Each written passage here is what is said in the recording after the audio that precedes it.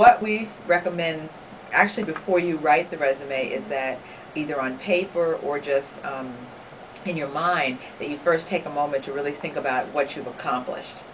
And then, here again, before writing, also to figure out who is going to be your target audience. And then after those two things are taken care of, to then start at the top of the page and to then follow a readable but professional format and really sell yourself. That's the goal of the resume. It's not to tell everything about your life, but to really talk about your accomplishments. The first thing we would say about a template is that we don't encourage you to create a template, because a template could imply a very kind of a standard way of writing a resume. And instead, what we recommend is that you really use the word targeted. And when we say targeted, you look at a company or an industry and make sure you're providing the information that's most relevant to that particular job, industry, or employer. But not so much a template that would be kind of false, but more a targeted approach to what you're writing. It's recommended because I like to use the analogy, it's like a turn signal. If you're driving down the street and you want to make a left or a right, your turn signal tells you what to do. So an objective tells an employer what are you trying to focus on. And we recommend a one-line objective. One line. Either using the word seeking a position as a or to obtain a position. But like, for example, we don't recommend seeking a position as a program analyst where I can utilize my strong computer skills and my ability to interact with diverse populations. That's too long. Yeah. One line and really telling the reader what it is that you're going after as far as a job title. It's very important because it really is a concise, truthful way of selling yourself in a professional manner. And employers nowadays, they don't have time to go through 3, 4, 5 pages. They don't want to know about your personal information in most cases. And so it needs to be a very exact, well-defined, well-thought-out document. And it's crucial. The key to all of this, whether you email it or fax, is really, if possible, to email it to someone. If you have an email account and yet you really don't know the name, one suggestion might be to go ahead and email them first and say, I'd like to make sure you get this. How should I address this document?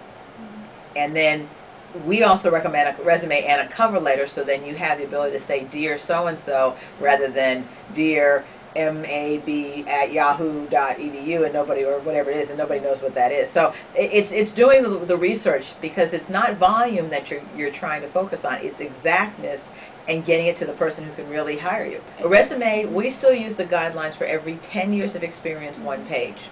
So if you have a lot of experience, then what we recommend is about a second half a page or 3/4, but no longer than a page and a half to a page and 3/4. Okay. The format pretty much is, if you step back and think about this, first of all, we all read a lot of material, so we're not going to read page after page, and the goal is to put probably the most important information first. The basic portions or formatting would be what we call contact information. How do I reach you? Name, address, phone number, email. That would be at the top.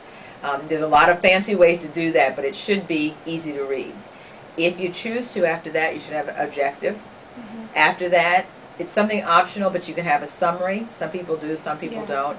And then after that, what we typically recommend, because you're in college currently, to make sure you have your education at the top. After 1 year, you can move the education to the bottom of the page. But right now, that's a big selling point, because you all are in classes where you're getting the most up-to-date information. So you don't want that to be buried. After education, then we recommend an employment or experience or work history section, possibly also a computer skills or language section, and then if you're involved in student activities, which we recommend, or the community, then that would be the other thing that you would list. So that's a general guideline, but it does vary depending on what you are trying to portray to that particular employer. GPA is encouraged because what it does is it tells the reader how focused you are. We still use the guidelines of 3.0 or higher. So that if you have less than that, that doesn't mean you're not an eligible student, but the 3.0 or higher does mean that you've excelled. And yes, we would either recommend that you put a major GPA and or a cumulative GPA. The key is, do not falsify that information. So that whatever it is, If it's 3.2, then that's what you should be writing. You don't want to make up something because it sounds better if you say 3.5 when it's not a 3.5. Absolutely. Most employers nowadays, especially if you look at their websites, they value individuals who are working and committed to a community. So if you have volunteer activities, whether it's children or the elderly or whatever, and also the activities that you can do through the student organizations here on campus, it's well worth writing it down. Many people believe it's not that important, but what we are trying to convey is that it's another way to sell yourself, and it's also another way to show that you can communicate. Anybody can write a resume. You can actually have people write it for you, and they can charge you $200-300 to write it. But the cover letter usually shows the employer that you're committed and that you really are able to communicate. And in most jobs, whether it's finance related, MIS, operations, management, any of the different majors we offer here, it's crucial that you demonstrate that. We recommend if you're going to mail it or deliver it in person, which people forget to do. That can be a very good way if you can get into a building because of security reasons. We recommend 25% cotton.